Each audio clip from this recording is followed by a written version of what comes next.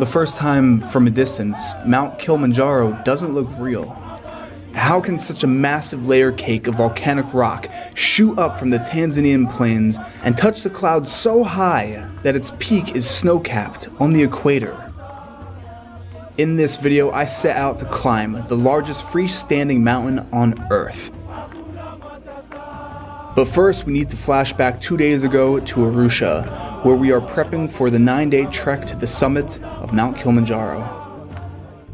Habari Tanzania, Eric Khan over here from the streets of Arusha. I'm actually in a market right now. We're getting all of our supplies for the hike up Kili tomorrow, and we're with some local guys just showing us around. For the trek up Kilimanjaro, we got lots of veggies, fruits, and enough grains to last the 9-day adventure. You know, only the essentials. The best coffee I've ever had was from Costa Rica. I just smelled this coffee, the best smelling coffee I've ever smelled. Yeah,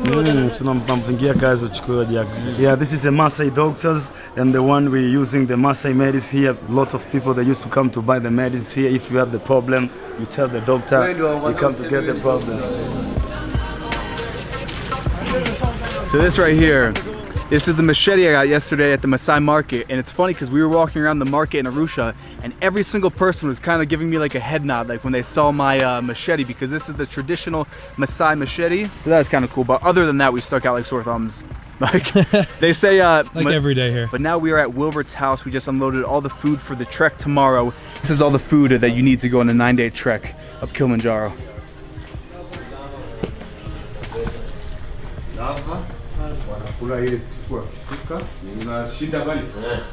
Back at the hotel, we laid out all of our gear on the beds and divided the gear to be put either in our day packs or our duffel bags. Prior to the trip, Kili Warriors sends out a very thorough gear list, so you are 100% prepared for the trek. As you can see in our map, it shows the new map of Mount Kilimanjaro. There are so many routes to the top of Kilimanjaro, but that doesn't necessarily mean they are all equal. The most popular route is the Mashima route, which takes about 6 days, and since it's the most popular, it also has the most foot traffic. So we are taking the Western Breach route, which is 9 days long and has a much higher summit rate than the others. The more time you spend at elevation, the more time your body has to acclimate to the conditions, hence a higher rate of success. Only a few outfitters offer this route due to the expertise required of the head guides and porters, which means on our summit we aren't climbing with any crowds. We're gonna get a full night's sleep, and then tomorrow morning we set off for day 1 of our trek of Mount Kilimanjaro.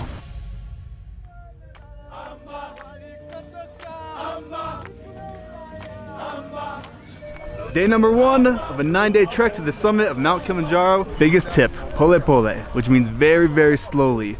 Also, drink 3 to 4 liters of water per day. But this is it, we are starting in the jungle, day number 1. We set off into some of the most lush and dense vegetation I've ever seen. The life in this place, a sea of endless green all around.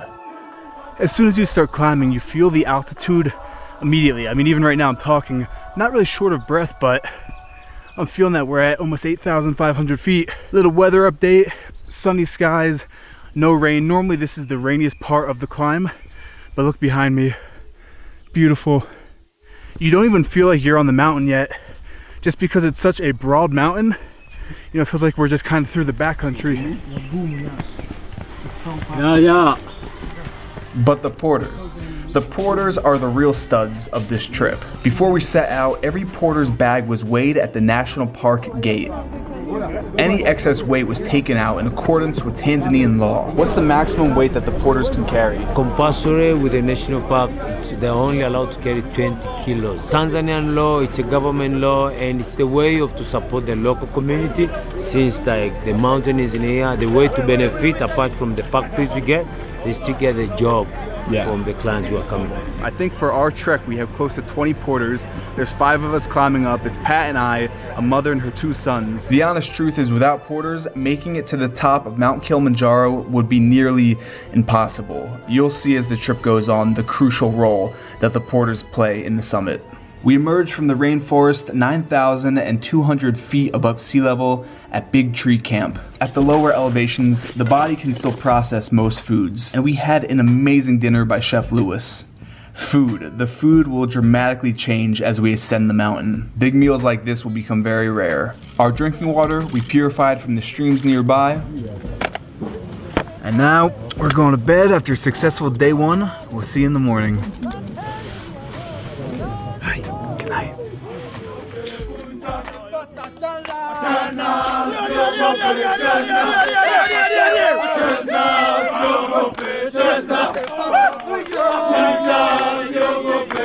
It was a good night, got a good night's sleep. The tent smelled like it was a lot colder this morning than we thought. It was probably in the, would you say, mid-40s? Yeah, we're going to Shiro 1 camp today. We are ascending from just about 9,200 feet to 11,800, right?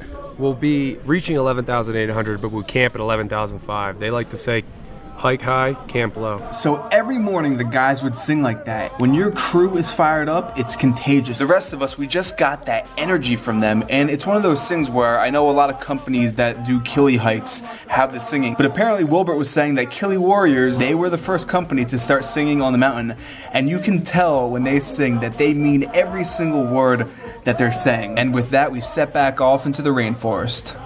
At some point, you have to say goodbye to that canopy of shade, and you emerge into the heather zone. At right about 10,000 feet, rainforest stops. In the heather zone, the vegetation becomes much, much smaller and less dense. There's no more shade, no more canopy. We lost the canopy from the rainforest. Yeah, and that was critical.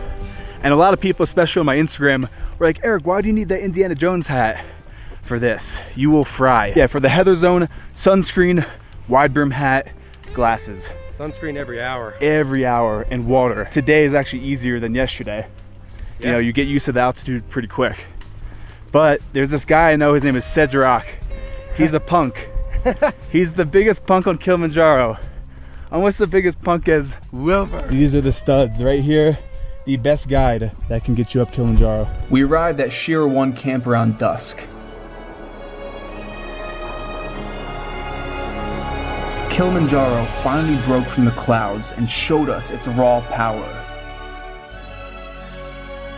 Up until this point, we hadn't seen the mountain yet. We were absolutely blown away at the sight, and for the first time, we got to properly see what was ahead of us. Knowing that we were at an elevation of over 11,000 feet, grasping how high and enormous the mountain looked, it was truly hard to comprehend what was ahead of us. This is the point in the trip where it's going to start to get pretty ugly. At 6:30 in the morning, we are both feeling the altitude. Woke up at 11:30 with the worst stomach ache of my life. Pat over here. I woke up at 11:30 too, but I didn't have the stomach ache. What did you have? Eric sleeping next to me. The first night of actual labored breathing last night. Kind of sucked. So what Pat and I are experiencing is called high altitude sickness, and this is just the onset. But 2 times daily, we check our pulse and our blood oxygen levels. These will also drop significantly as we ascend and the air becomes thin. We set off the next day around 7 a.m. through the flat moorlands, trekking through the caldera of an extinct volcano. We made it past the climbing legend Scott Fisher's Memorial Camp. So we made our way through the moorlands, which is basically flat all day. This is the first real incline. See right behind me in the distance, there she is. We're at 13,000, what is that, Patrick? 650. 600 feet. We out here, we're getting up there. Here, for sure. I feel much better than this morning. We're pushing on at a good pace. We're almost at the Porter pace, not quite. We got a long way to go. This is our first point really feeling the altitude. Yeah. That was a heavy climb after lunch. How are you feeling? It's like our day today, it's down because we are very close to the camp. As you can see, it will take us like 10 or 15 minutes to the camp. So we knock down the day. Let's do it. Let's keep pressing on. Woo! Let me catch my breath for a second. I have never felt the altitude this hard as I feel it right now. Mount Kilimanjaro has its own weather. Weather systems form when the air hits the mountain and uplifts, and these thunderstorms pop up out of nowhere. I need to put the camera down. I need to focus on climbing. This is the end of the first Kilimanjaro video. In the next one, I will be standing at the top. No matter what happens with this storm, I'm getting to the top of that mountain. It's real. Guys, we go down. Yeah, we go down. No option, we go down just because of the weather. All right, let's do it. Do we turn around because of the altitude sickness? Did the storm let up? Do we summit Mount Kilimanjaro? You're gonna have to tune in to the final episode of the Kilimanjaro series to find out. The best is for last. This next video is unlike anything I've ever seen or anyone's ever done on YouTube. So make sure you subscribe, and I'll see you for the final video.